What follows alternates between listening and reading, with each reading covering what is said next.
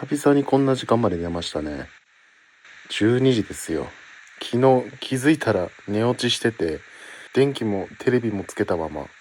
寝落ちしてて、でそれで4時くらいに目が覚めて、どのタイミングで寝落ちしたかも覚えてないんですよね。完全に気づいてたら寝てたって感じで、そっからまた寝たらこの時間ですよ。Apple Watch も完全に充電切れちゃってますね。睡眠トラッキングもできてないんで、何時間寝たかわからないという。そして今絶賛雨降ってるのに洗濯物を取り込んでなかったというね。昨日洗濯して洗濯物を取り込むの忘れて寝ちゃって、で今日朝起きて、そういえば今日雨降ってるじゃんと思って気づいたら、ちょっと湿ってるけど中で干せば大丈夫かな。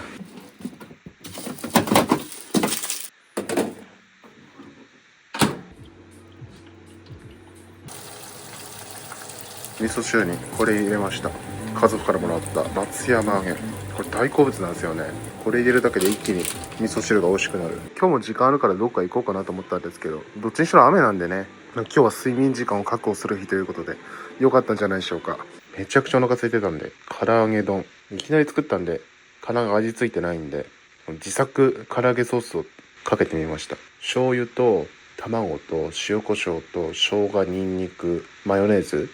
言ったかな、あとわさび。そういえばオーディオケーブル新しいの調達してきました。昨日ヨドバシに行ったんで、ヨドバシだと切り売りでオーディオケーブル売ってくれるんですよね。なのでいろいろ種類あったんですけれども、どれがいいかとかねわかんないんで、とりあえず一番安いやつを4メートル分買ってきて、リアスピーカーにつなぐオーディオケーブルの長さが足りなかったんですけれども、そのケーブルが多分うちにあるやつよりは結構新しいし、結構太めでいいやつっぽかったので、フロントスピーカーのケーブルをもともとつながってたやつをリアスピーカーの、ケーブルの足しに使って、新しいやつをフロントスピーカーに使いました。このね青いケーブルですね。これがフロントスピーカーアンプにつながってます。音に関しては劇的に良くなったかって言われるとちょっとその違いはわからないんですけど、良くなったかなと思えばなったかなみたいな、そんな感じであります。でリアスピーカーもこれ無事つなげられたんですよ。こことそこに置いてるんですけど、やっぱり後ろから音が聞こえるっていうのはすごいいいですね。より包まれてるような感じというか、4方向から音が来るんで、本当にあたかも自分がその場所にいるような臨場感を味わえて、人間結構背後からの音とかも重要視してるんだなっていうのが分かりましたよ。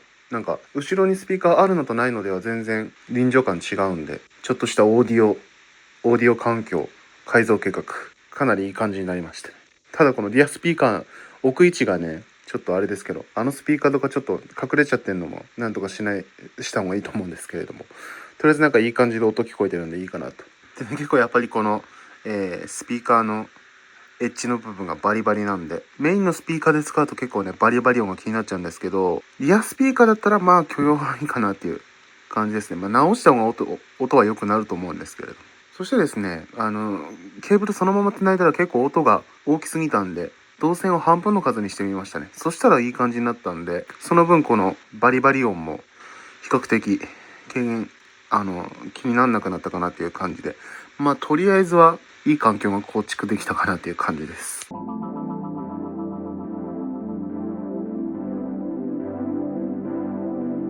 今ちょっと作業してお風呂に入ってきたとこなんですけど、めちゃ暗いっすね。もう外も街灯がついてるぐらいですよ。これはこれで落ち着いた一日でいいかなっていう感じですけど、今日は天気いいんで買い物出てきました。この駅前の駐輪場、最近はずっと東口の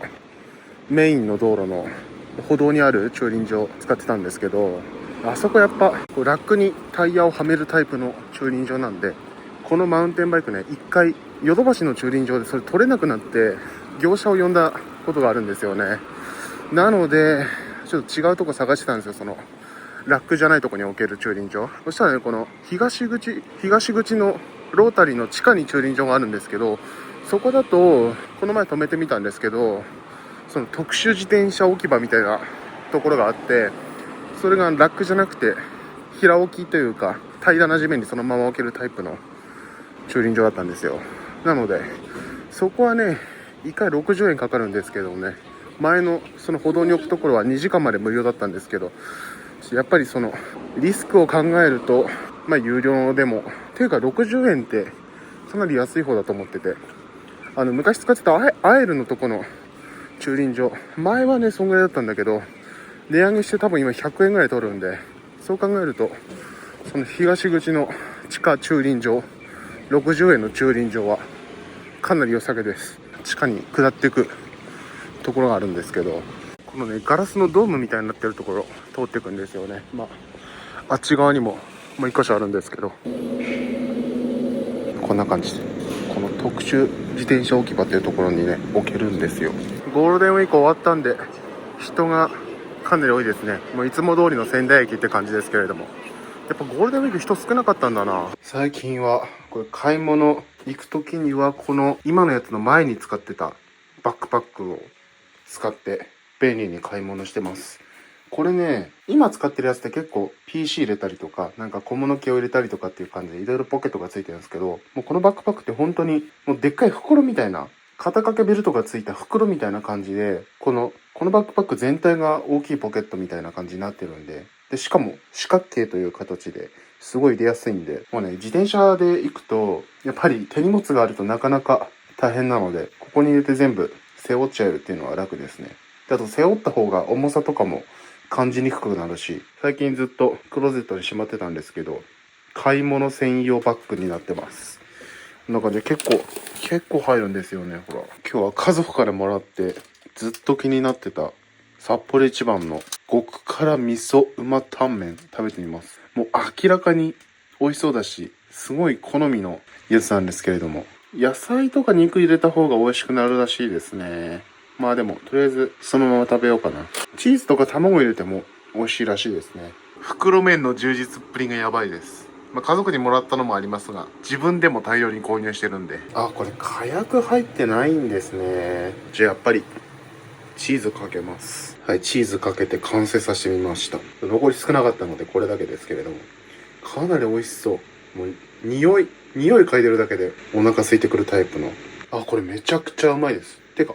チーズかけるとめちゃくちゃ美味しい。これ絶対チーズかけて食べた方がいいですね。そして結構辛い。辛ラーメンくらい辛いですね。ただこれ具材入ってなくても結構なんか旨味がしっかり出てて美味しいです。結構ちゃんといい味で出ててクオリティ高い。そういえばウイスキーはこれ久々にブラックニッカを買ってきてみました。ブラックニッカね、なんだかんだ言って一番安定だなっていう感じの安心する味なんですけれども、最近はずっとトリス飲んでたんですけれども、なんでトリス飲んでたかっていうと、1.6 リッターとか8リッターのでかいボトルで安く売ってたんで買ってたんですけれども、そう本当はねブラックニッカが良かったんですけど、そのサイズで売ってないんですよ。もっとでかい3リッターぐらいのサイズはあるんですけど、さすがにそれ持ってくんの大変だし、ということで久々にこの瓶に入った 700ml のやつ買ってきたんですけれども、やっぱ美味しいですね。ブラックニッカ一番これだなってなる感じの味ですね。ちゃんとガラスの瓶の方がちゃんとなんだろうな、雰囲気が出ますよね。そのペットボトルから注ぐよりは。生刺身こんにゃく刺身、これね実家でたまに出てきてたんですけれども、自分で買ってきたのは初めてかもしれないですね。一回ザルで洗ってから味噌とかわさび醤油で食べると美味しいらしいですね。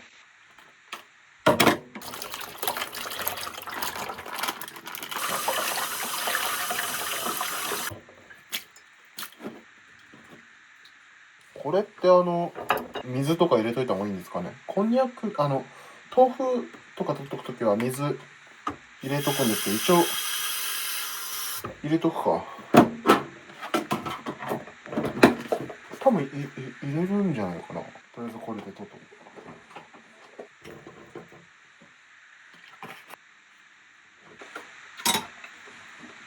く。めっちゃうまい。これ日本酒とかですね。まあ今はないですけど、ただめっちゃ体には良さそうなんで罪悪感感じずに食べてる。こういうの剥がすのめっちゃ好きなんですよね。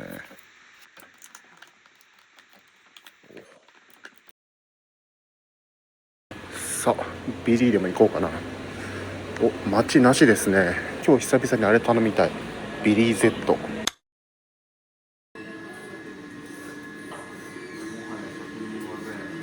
いやもう久しぶりだったんでもう無心になって食べてましたね。ビリー Z ね、卵と玉ねぎね入れるとすごい美味しくなるって好きなんです。でしかも150円という安さなんですけど、油がやっぱちょっと怖くて、確かに今回も油結構来たなっていう感じするんで、たまにでいいかな、毎回はちょっと頼まなくていいかなと。意外とね量食べれてもなんか油ですぐ気持ち悪くなっちゃったりするんで、ただたまに食べると美味しいな。このうちの近くの自販機に売ってるゾーンの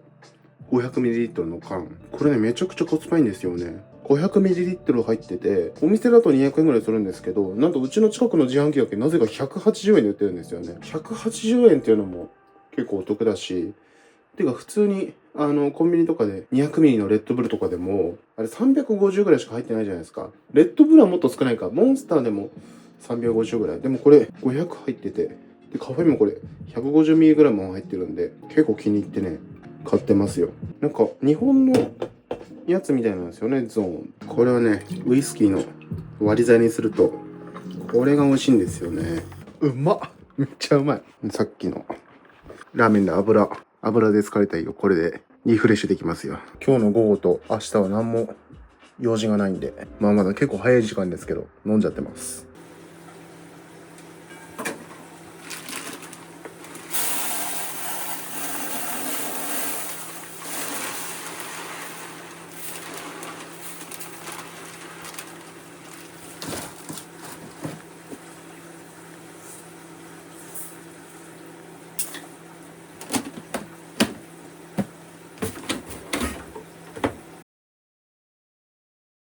いやー暑い。最近ここ何日か結構雨降る日が多くて、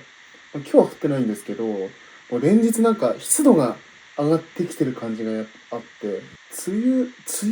て6月ぐらいだからまだな気もするんですけれども、もうそういう季節なのかな。もうなんかすごいジメジメして辛いんですけど、ずーっとここに湿度計を置いてるんですけど、59%か。もっとね、朝とか70%ぐらいあったりしたんですけれども、もう寝て起きた時もね、すごい汗だくで、汗かいて気持ち悪くて起きるみたいな、そんな感じなんですよね。だから、この5月の時点で辛いのに、もう今年夏超えられるのか心配になってきますけどね。でもまださすがにちょっとエアコンかけたくないんで、もう少しは暑くなったらかな。気温はそんな上がってないんですけどね。ただ湿度が高い。でもね、今日これ出してきました。これね、フロストリングって書いてあるんですけど、こう、首に巻いて涼しくなるやつですよ。なんか冷蔵庫に入れると、なんかこれがすごい冷たくなって、首に巻くとここ冷やしてくれるっていうやつなんですけれども、結構ね、これ、見た目以上涼しくなるんですよね。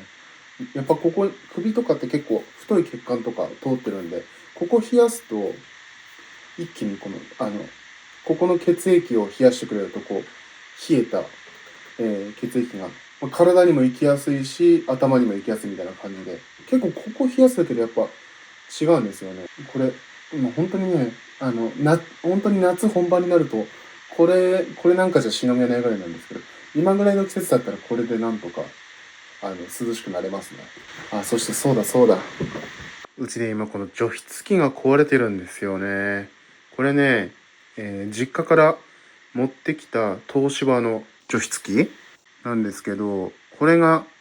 調子悪くて、てかもうそもそもこれすごい古いやつで、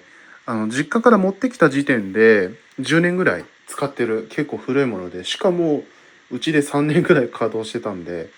寿命なのかなという感じですけどね。何年生とか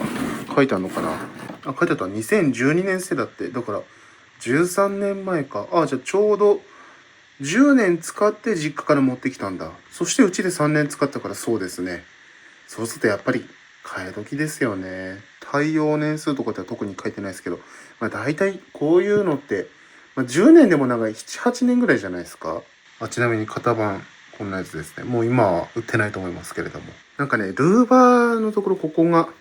ルーバーね。これが動いて風の向きを調節してくれる機構がついてるんですけれども、なんか動かしてると途中で止まっちゃって、なんかエラーみたいなのが出るんですよね。で、これの説明書、説明書ないんで、ネットで調べてみると、そのルーバーのなんかギアみたいなのが壊れてて、その歯車の部分。